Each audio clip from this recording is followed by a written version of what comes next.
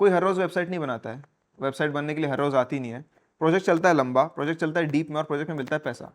उन्हें लगता है मुझे 8.5 लाख मिल रहा है, अगले साल 10.5 मिलेगा, कुछ सालों के बाद 1.5 लाख पर मंथ हो जाएगा, मरे तक मेरा 3.5 लाख 4 लाख हो जाएगा, और ये जीवन है। कुछ नहीं है यार, लाइक वो पीनट्स है। बड़ी बड़ी जो कंपनीज है, जो लेगेसी कंपनीज है, उनको तुम्हारी ग्रेटनेस, तुम्हारा इनोवेशन शुरू में तो बिल्कुल नहीं चाहिए। उनको चाहिए ऐसा इंसान जो प्रोसेसेस फॉलो कर सके। आज के हमारे गेस्ट है Shivashish Shukla. He is working in Maruti Suzuki in Delhi. But even after having a package of 8 lakh rupees, this guy makes 15 lakhs a year by doing freelancing with a full-time job. पर कैसे? How he can manage to do both the things together? How you can do the same and make a good amount of money even after having a full-time job? आज यही समझेंगे इस 23rd episode of The Art of Money में. So we are starting the episode in 3, 2, 1, go.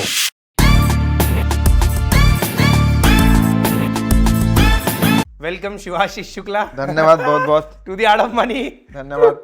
Finally after a long time, पहले भी हमने video बनाया था, आज फाइनली हम आपके साथ वीडियो बना रहे हैं. And it's so lovely to host you. The whole community welcomes you today. Yes. ठीक है. Hello ये community. बहुत ज्यादा फॉर्मल हो चुके हैं आज हम How are you हमारे community? दोस्त के साथ. दिल्ली से राम राम. Okay. हाँ जी. So Shivashish, first question. हाँ जी. क्वेश्चन से शुरू करोगे? इंट्रो तो दो. हाँ, इंट्रो हम दे चुके हैं. अच्छा. शुरुआत में ही बीच का सेक्शन इंट्रो ही ओह होता है. फॉरगेट. हाँ चलो ठीक है. Let's get on a point direct. ठीक है. दिल्ली में 15 लाख रुपए पर ईयर तू कमाता है. हाँ जी. दो चीजें हैं, पता है हमें, फ्रीलांसिंग, जॉब, दोनों. ठीक है. 21 की एज में कैसे ये सारी चीजें चल रही है, क्या चल रही है, कहाँ कैसे तू यहाँ तक पहुंचा? जस्ट गिव अस, और हमें बता कि 2 मिनट के अंदर कैसा रहा, क्या कर रहा है तू और कैसे चीजें. ठीक है. तो सबसे पहले शुरू करा था पॉली के अंदर, और पॉली के अंदर जब कोरोना आया तब हमारा फाइनल एग्जाम नहीं हो पाया. जैसे कि तो हम सबका नहीं हो पाया, तुम्हारा नहीं हो पाया. नहीं होने की वजह से मैंने जो मैं हाथ से ड्राइंग बनाता था वो चलेगी डिजिटल में. डिजिटल की वजह से जब तुमने शुरू किया, तुम्हारी ग्राफिक एजेंसी, तुमको जरूरत थी कोई डिजाइनर की, तो मैंने बोला चलो मैं कर देता हूँ. मुझे आता नहीं था, सीख गए, करना शुरू कर दिए. फिर 5 रुपए से पोस्ट 25 पे गई, 25 पे जो भी अभी अमाउंट है 150, 200, 300. तो ये करते करते अभी हम इस अमाउंट तक पहुंच गए कि अगर कंपनी हमको 8 लाख भी दे रहे तो हम ऊपर का इससे बना ले रहे हैं. और करंटली ये सिचुएशन है दिल्ली में कि रहने खाने का खर्चा अगर तुम पर महीने का 9.5-10 हज़ार भी निकाल लो, और साल का तुम अगर 1,20,000 भी निकालो, तो बचा कुछ मोर और लेस सेविंग है. तो अभी हम उस पर और अलग से डिटेल बात करेंगे. बट तू जॉब क्या कर रहा है वो एक सेक्शन. जॉब हम कर रहे हैं मारुति सुजुकी के अंदर है. और वो कहाँ से है? मारुति सुजुकी कॉलेज प्लेसमेंट्स थी, उसके अंदर कॉलेज में से उन्होंने टोटल कितने 8 बच्चे उठाए, उसमें 7 ने ज्वाइन किया और जो भी था. लेकिन वो प्लेसमेंट्स की एक हाईलाइट ये थी ना कि सब बच्चों का जो इंटरव्यू था चला था 45 मिनट्स, 1 घंटा, और मैं बहुत उदास था कि मेरा 15 मिनट चला था. तो मुझे लगा था मुझे निकाल दिया जाएगा. सरप्राइजिंगली मुझे ले लिया. तो मुझे वो तो हमें पता ही था, बड़े बचपन से बड़े होशियार बच्चे हैं. लेकिन इंटरव्यू छोटे जा रहे हैं हमारे. चलो ठीक है. Okay, what was the first financial issue जो तूने फेस किया दिल्ली में when you shifted to Delhi? Now one very important, just for context for everyone, Amravati में हम लोग अभी बैठे हैं. ठीक है. और शिवाशीष अमरावती से ही है. हम लोगों ने पढ़ाई की मुंबई में, मैं अलग कॉलेज में था, बट हम लोग पॉली साथ में. And now after like for job he shifted to Delhi. Now let's start. ठीक है. तो दिल्ली के अंदर सबसे बड़ी जो प्रॉब्लम है वो है कि चीज़ें बहुत महंगी है. मतलब सपोज अगर मुंबई में तुमको चाहिए 1 BHK, अगर तुम कोपर खेलने साइड में ले रहे हो तो तुमको 7,500-8 हज़ार में बढ़िया मिलेगा. दिल्ली में मिलता है उतने में 1 रूम बहुत खराब, जिसके अंदर पानी गिर रहा है. तो मतलब तू कहना चाहता है कि दिल्ली के रियल एस्टेट रेट ज़्यादा है गुड़गांव के like highest in the India rate से, जहाँ पे मैं रह रहा हूँ. कि अगर तुम वहाँ पर एक सादा फ्लैट था लाइक 4.5 या 5 करोड़ का था 1 BHK, नॉर्मल सा 1 BHK अच्छी जगह पे. तो खैर वो तो अलग बात है. लेकिन मेन प्रॉब्लम ये है रियल एस्टेट बहुत महंगा है, उसकी वजह से रहने की जगह बहुत महंगी है. और उनके पास मोनोपोली इतनी है क्योंकि लोग बहुत आते हैं रहने वाले, तो वो किसी भी तरीके से उस चीज़ को हैंडल करते हैं कि हाँ झाड़ू मत मारो, मरवाओ, उससे फ़र्क नहीं पड़ता उनको, और पैसा लेते हैं. But what was the exact financial issue? Because देख, जब हम लोग मुंबई से तू शिफ्ट हुआ, तेरा सारा सामान आज भी मुंबई में काफ़ी जगह पर अब तू पहुँचा है. तो बिकॉज सी, जब हम नई जगह जाते हैं, हम अमरावती से बॉम्बे गए थे, फिर हम बॉम्बे से दिल्ली जा रहे थे, हम तो बॉम्बे में ही हैं दिल्ली. सो हमारा ना वो कंटिन्यू हुआ है. हमने मतलब जो इश्यूज फेस किया था वो हमने सॉल्व कर लिया. But what about you specifically, because then you shifted to job specifically. So अगर कुछ और financial issue, because definitely like रहने का is one of the financial issue, खाने के या ये सब और कुछ फाइनेंशियल इश्यूज हुए थे? खाने का नहीं, खाना चल ठीक था. मेनली ट्रैवल बहुत महंगा है. मुंबई के मुकाबले बहुत महंगा ट्रैवल है दिल्ली का. मेट्रो के अंदर तुमको अगर गुड़गांव से दिल्ली जाना है 50-60 रुपये लगता है, लोकल में 10 रुपये लगता है. तो वो मेन एक इशू है कि ट्रैवल का खर्चा ज़्यादा होता है, खाने का खर्चा ठीक ठीक ही है, रहने का खर्चा बहुत ज़्यादा है, और फिर हाँ पार्टिंग वगैरह तो लाइक वो सीन तो जो है ही, वो दिल्ली में बहुत सस्ता है as compare to Gurgaon, as compare to Mumbai etcetera. So means for someone who is shifting from Mumbai to रहने का सोच अच्छा करो, रहने की सुविधा अपनी ध्यान से रखो, ट्रैवल करने के लिए कुछ अच्छे से सोच लो, मेट्रो का कार्ड ले लो या सही से पहले फिगर आउट कर लो कहाँ जाओगे कितना जाओगे। अच्छा व्हाट इफ अगर क्योंकि तेरा 15 lakhs का पैकेज था या मतलब सॉरी 8.5 lakhs का पैकेज था, सो यू तेरे पास और ऑलरेडी तूने कुछ पैसा जमा भी किया था बाय फ्रीलांसिंग, सो तू जब वहाँ पहुंचा तो तेरे लिए मे बी वो प्रॉब्लम्स जो थे वो एग्जिस्टेंशियल नहीं थे। तो तुझे क्या लगता है व्हाट्स दैट नंबर कि अगर तुम्हारा इतना पैकेज है या तुम इतना पैसा तुम अगर ईयरली कमा रहे हो तो like you can live like financial crisis थोड़े कम हो जाएंगे दिल्ली में जब शिफ्ट हो। दिल्ली में अगर तुम्हें जाना है 30 मल्टीप्लाइड बाय अगर तुम 12 कर दो तो जितना भी बन रहा है 4 लाख है, तो तुम दिल्ली में सर्वाइव कर सकते हो। 4 लाख सर्वाइव बोल रहा हूँ, अच्छे से फ्लरिश नहीं कर रहे हो, सर्वाइव कर रहे हो, घर पे भी भेजना होता है। सर्वाइव एग्जैक्टली सर्वाइव का मतलब है तुम घूमना फिरना बहुत लिमिटेड अमाउंट में जा सकते हो, पार्टिंग तुम्हारी नहीं चलेगी, महीने में एक बार चलेगी, और खाना पीना तो जो है वो तो चलता ही है, उसके अलावा कुछ नहीं, रहने के लिए डिसेंट सी जगह होगी। और स्पेसिफिकली गुड़गांव में तो फिर और इशू की बात है, दिल्ली सस्ता है, दिल्ली गुड़गांव से सस्ता है, गुड़गांव बहुत महंगा है, फ्लाइंग बीस्ट रहता है यार वहाँ पे। अच्छा ठीक है। How many sources of income do you have right now? एक minute, because you have a job as well, so mention every source of income. ठीक है, तो चलो अगर अम्ब्रेला टर्म्स में बात करें तो जॉब फ्रीलांस। अब अगर जॉब के अम्ब्रेला टर्म के अंदर तो जॉब ही आता है जो हम कर रहे हैं, फ्रीलांस के जो What's the exact job? Job exactly है मुझे पता नहीं, बताना अलाउड है कि नहीं, ठीक है चल ठीक है, let's talk नहीं चल, whatever you can.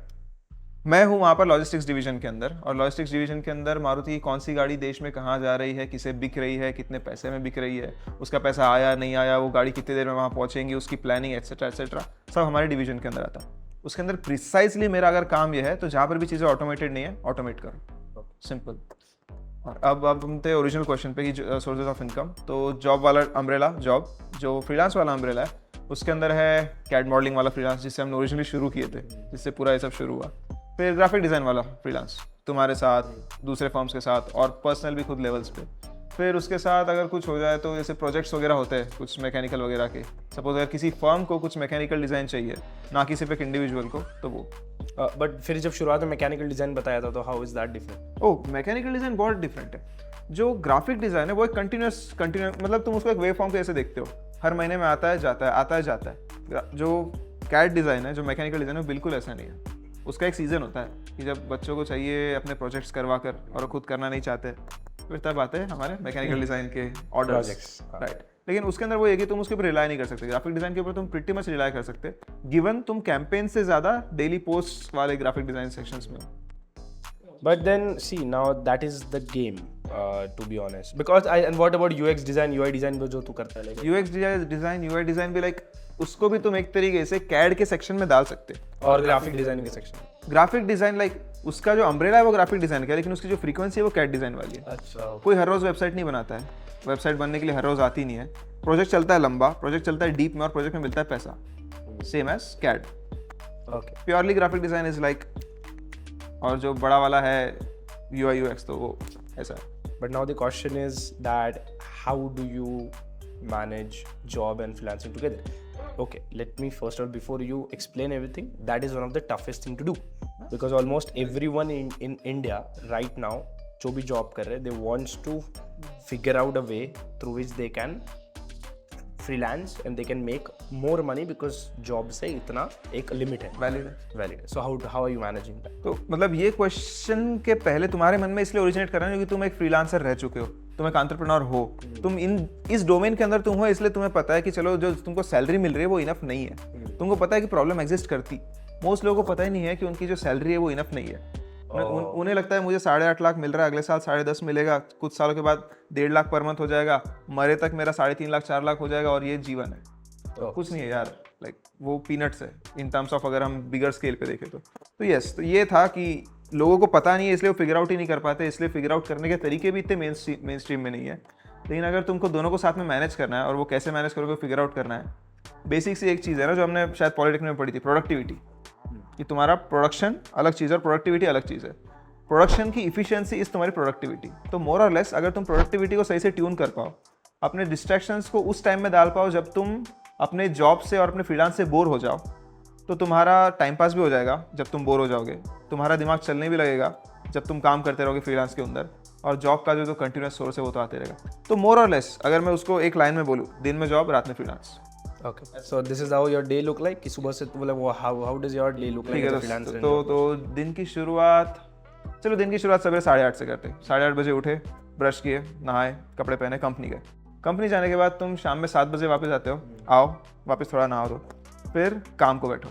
तो खाना नहीं खाना है, कुछ नहीं करना है, थोड़ा सा कुछ चूड़ा वूड़ा खा ले जो भी खाना है, और फिर काम पे बैठो। काम पे बैठे फ्रीलांस के, ग्राफिक डिज़ाइन के, कॉल वॉल पे बात के लिए, क्योंकि रात का टाइम है जहाँ पर प्रोडक्शन होता है, और प्रोडक्शन की प्लानिंग जो होती है वो शाम में होती है। क्यों? क्योंकि सपोज अगर कोई एक फ्रीलांसर है जो सपोज एक कंटेंट राइटर है, उसके साथ अगर मुझे कोऑर्डिनेट करना है, मैं रात को 1 बजे नहीं कर सकता, वो तो सोएगा, उसका तो दिन नॉर्मल है ना, वो मेरे से ऑब्नॉक्शियस थोड़ी है। तो अब उस वजह से जब उसका और मेरा टाइम ओवरलैप करेगा, मुझे वहाँ प्लानिंग करनी है कि कॉल्स वगैरह होंगे शाम में, और जो काम होता है एक्चुअली में रात में होता है। तो 7-8 बजे अच्छा कॉल चल रहे हैं, हाँ मीटिंग्स वगैरह चल रही है, जो भी प्रोजेक्ट्स वगैरह चल रहे उसकी, और फिर रात को खाना खा के आ गए 9-9:30 बजे, अब बैठो काम करने। फिर 10-11 से लेके रात को 2-3-4 बजे तक चलता है freelance. But don't you feel कि it's very exhausting because job में तुम ऑलरेडी इतना, मैंने देखा है, मेरे साथ भी रहते हैं सब जॉब वाले लोग, so जब वो जॉब से आते हैं ना, so they are already so tired, but I think that is not a issue with you because I think जो तेरा जॉब का और जो तू travel is very zero because your मतलब तेरा जो फ्लैट है वो जो सामने ही है ऑफिस के, so is that the reason कि तू इतना थकता नहीं है, और you are already much prepared in your mind कि देख ऐसा होना चाहिए, होता ही है, like what's that? अब इसको चलो एक शॉर्ट स्टोरी के तौर पे बताता। हुआ ये था, जब मैं पहली बार मारुति में गया, मैंने ये चीज़ कोशिश करी कि हमारा ट्रेनिंग पीरियड था, दिन में जॉब रात में काम, दिन में जॉब रात में काम फ्रीलांस का। मेरी तबीयत खराब हो गई थी, 1.5 हफ्ते के अंदर मुझे बुखार आ रहा है, मुझे सर्दी हो रही है, इम्यूनिटी पूरी खराब, मतलब फक हो चुकी है ना यार, क्योंकि तुम्हारी बॉडी उतने लोड के लिए तैयार ही नहीं है। और तुमने तुम ये इमेजिन करो कि अगर तुम्हारी बॉडी एक स्प्रिंग है, तुम अगर उसको एक बहुत ज़्यादा दबा दो ना तो वो चिपक जाती है, उसके सारे कॉइल्स एक दूसरे से चिपक जाते हैं। तुमको एक optimal range of pressure determine करना है जिस पे तुम ऑपरेट कर सकते कि इतने प्रेशर तक मैं ऑपरेट कर सकता। इसके पहले तो सब बढ़िया ही है, लेकिन इसके बाद मेरी तबीयत खराब हो गई। तो वो जो मेरा प्रेशर है, वो लेवल, वो गेज करने के लिए मुझे थोड़ा तबीयत खराब करनी पड़ी। शुरू में ये गेज करने के बाद जब मुझे पता चला कि मैं कितना काम कर सकता हूँ, कितना नहीं कर सकता हूँ, तो अब मैं वहाँ पर स्टेबलाइज कर लिया अपने आप को, और धीरे धीरे थोड़ा पुश कर रहा हूँ। तो ये है स्ट्रेटेजी कि मेंटली प्रेप होना, ये तो हो गई। Work life balance is a myth when you're doing freelancing and job together. Freelancing भी, और मुझे ऐसा लगता है ना, अगर तुम्हें कुछ जीवन में ग्रेट करना है तो बैलेंस तो होता ही नहीं है। वर्क लाइफ बैलेंस नहीं, तुम्हारा वर्क ही लाइफ होना चाहिए। अगर तुम्हें कुछ, इलॉन मस्क को देखो यार, लाइक उसको मैं पिनेकल बोलता हूँ, कि जिसको अगर तुमको प्रोडक्टिविटी का पिनेकल देखना है, इलॉन मस्क टाइप का शिट। खैर, तो उसके अलावा हाँ, तो मैं बोला मेंटल प्रिपेयर्डनेस, अपनी लिमिट्स जानो कि स्प्रिंग कहाँ तक तुम कंप्रेस कर सकते, फिर काम पे लगो। That is such a perfect advice, to be honest. Let's move on to this side of the Art of Money show. How much do you make every month, and how much do you spend every month, including investments as well? So what's that scenario? ठीक है, तो अगर company से कितना आ रहा है, अगर मैं एक्सप्लिसिट वैल्यू तो नहीं बता सकता, लेकिन चल ठीक है, मैं बोला 55 आ रहा है, ठीक है, कंपनी से 55 आ रहा है महीने का। अगर फ्रीलांस का मेरा इशू ये है ना कि देख यार, तुमको भी पता है कि मेरा शुरू से प्रॉब्लम ये रहा है कि मुझे पैसे की जब जरूरत नहीं है तो मैं पैसे नहीं लेता हूँ। और वो बहुत प्रॉब्लमैटिक है, क्योंकि फिर तुम 3-4 महीने का पेमेंट एक बार में लेते हो, और फिर वो बहुत बड़ा हो जाता है, और फिर उसका करना क्या है तुम्हें भी नहीं समझता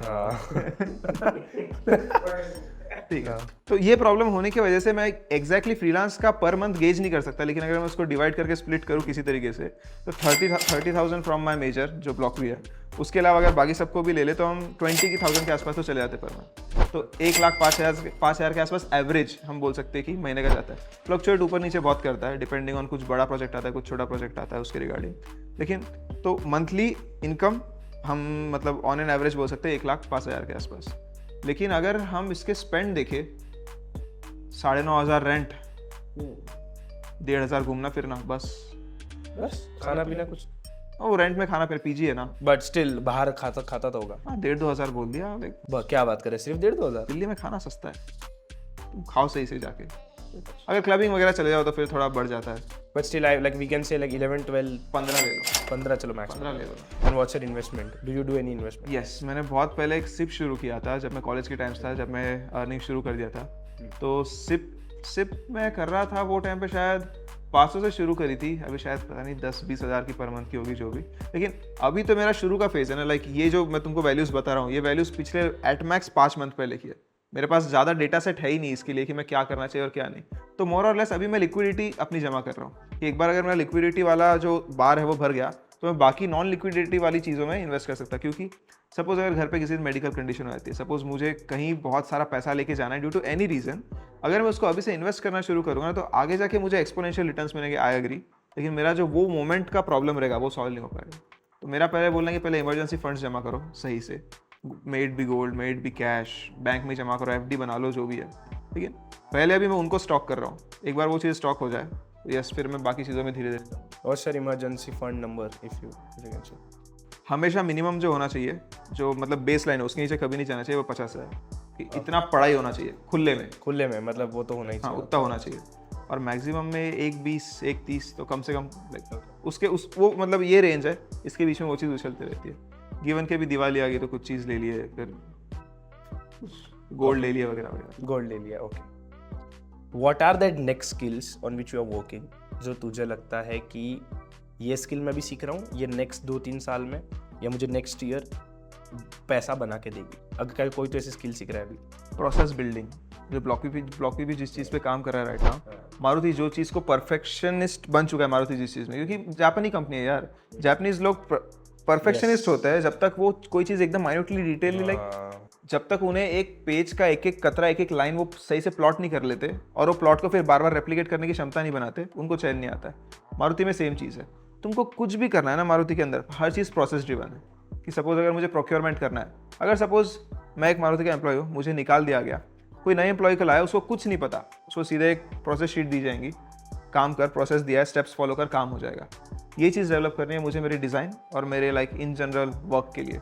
डिज़ाइन हो गया, मैकेनिकल डिज़ाइन वगैरह हो गया, क्योंकि इससे फ़ायदा ये होता है ना, तुम्हारा दिमाग बाकी चीज़ों में तुम एंगेज कर सकते हो। एक तरीके से तुम एक दूसरा सबकॉन्शियस माइंड डेवलप कर रहे हो in terms of a process sheet, कि मेरे को सोचना नहीं है, चुपचाप फॉलो करो और काम हो जाए। सो यू मीन कि अगर ये कोई सीखता है अभी राइट नाउ, जब मतलब अगर वो सीख जाता है इस प्रोसेस को, सो क्या इससे पैसा बन सकता है? कंपनी हायर करेगी? ये चीज़ से तुम पैसा बना नहीं सकते, तुम ऑलरेडी जितना बड़ा बना रहे हो उसको बहुत बढ़ा सकते हो। This is not the step 1, this is step 2 या 3 या 4। ओके, ये थोड़ी क्रिटिकल चीज़ है, क्योंकि तुम प्रोसेस बनाने में बहुत बढ़िया हो गया यार, मैं बढ़िया प्रोसेसेस बना लेता हूँ, सब चीज़ें ऑटोमेट कर देता हूँ। स्किल ही नहीं है, करोगे क्या? ऑटोमेट तो कर, किस चीज़ को ऑटोमेट करोगे? इट मीन्स दैट तू कह रहा है कि जब ये चीज़ मतलब अगर जब मैं कोई बिजनेस कर रहा हूँ, सो मैं उसको स्केल करने के लिए ये चीज़ को यूज कर सकता हूँ, बट ये 0 से होने के लिए 0 से 1 के लिए ये नहीं है, ये शायद 1 से 2 के लिए, 1 से 2 या शायद 2 to आगे के लिए, 1 और 2 के लिए भी at the end. Any financial goal you have? बताना चाहिए नहीं बताना चाहिए फिर? चलो let's talk may be average financial goal की। देख मुझे ये तो हिट करना ही है। 2 साल में 20 लाख क्लीन जमा।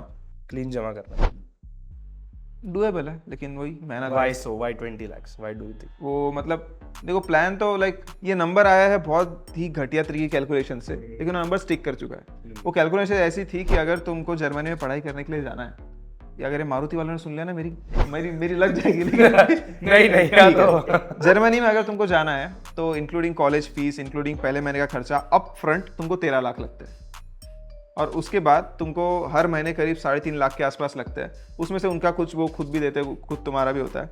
तो 20 लाख इस like a safer side tolerance पकड़ के कि अगर मेरे पास इतना है तो मैं कल जर्मनी जा सकता हूँ, गिवन कि मुझे कॉलेजेस वगैरह लग जाए। साथ ही साथ अगर मैं 7-8 लाख जो एक्सप्रेस है ना, अगर मैं उसको घर वालों को भी दे दूँ कि मैं जब तक यहाँ पे नहीं रहूँगा, ये लो, इसमें से निकाल के आप अपना भरण पोषण कर सकते, तो वो वैल्यू है कि अच्छा मेरे को जर्मनी जाना इतना लगेगा, घर वालों के लिए इतना छोड़ना है। तो वो जो पूरा ब्रैकेट है, जिस दिन मेरा वो बार भर गया तो मेरा पुण्य का घर सॉर्ट ऑफ भर जाएगा। अच्छा, अब मैं इसको उठा के साइड में रख सकता, अब मेरे पास ऑप्शन है, कहीं जाना है, कुछ करना है, या इसको बस एक शो पीस की तरह रह देना है। ओके, लास्ट क्वेश्चन हाँ जी, हमारे साइड से आज के इस एपिसोड का। हाँ जी बिल्कुल, खत्म भी हो रहा है यार, इट्स सो अर्ली। बिकॉज काफी सही लग रहा है, लाइक फील बड़ा ऐसा सही से बन रहा है, मजा आ रहा है भाई, सीरियस कन्वर्सेशन हो रहा है। सीरियस बहुत लेट हो रहा है यार, होती नहीं है सीरियस इतनी जल्दी। अभी कैमरा चालू जोन में थे नहीं भैया, थोड़ी देर पहले। अभी भी थोड़ा जोन आउट है, लेकिन ठीक है।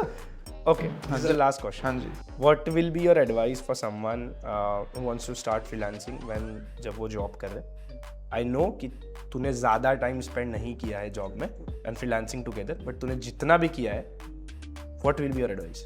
अभी ना जीवन में तुमको एक चीज़ समझने की, लाइफ की सारी प्रोसेसेस और तुम्हारी क्षमता एक पेंडुलम के जैसे काम करती है। तुमको अगर वो पेंडुलम ऐसा एक लटका हुआ पॉइंट है और अगर वो पेंडुलम अपने लेफ्ट एक्सट्रीम पोजीशन से राइट एक्सट्रीम पोजीशन जा रहा है, तुम्हारा जो बैलेंस है वो बीच में नहीं है, तुम्हारा balance somewhere around the left है कि तुम थोड़े आलसी हो, इन समय आने पे तुम काम कर लेते हो, या तुम बिल्कुल आलसी नहीं हो, तुम रोज काम करते हो लेकिन इनफेक्टिवली काम करते हो, तुमको वहां पर रहना पड़ेगा कि तुम ज्यादा वर्क वाले इस साइड में होंगे, in work life balance, like work 80 life 20, वो वाले इक्वेशन में। सबसे पहले फिगर आउट करो कि तुम्हारी लिमिट्स कहाँ पर है। इसका जनरल प्रोसीजर ऐसा होता है ना कि सपोज अगर तुम सेंटर में हो कि अच्छा जॉब भी नहीं है, फ्रीलांस भी नहीं है, अब दोनों आ चुका है, दोनों एकदम मैक्स पे चले जाओ कि जॉब में भी एकदम मन लगा लो, फ्रीलांस में भी एकदम मन लगा लो, तुम्हारी तबियत खराब हो जाएगी।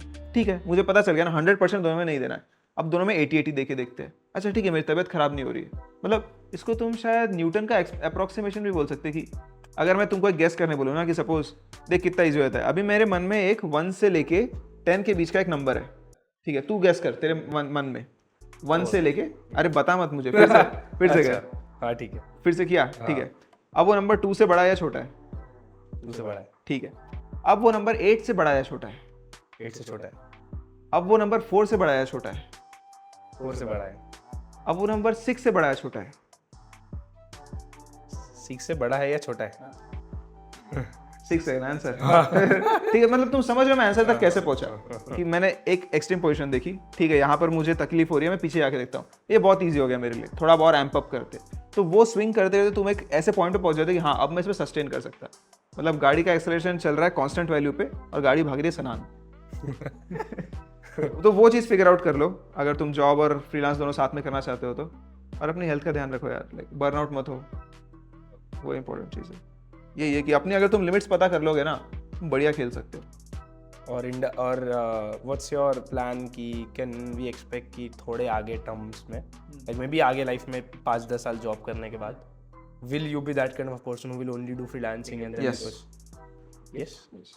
एक ही शब्द में जवाब है यस।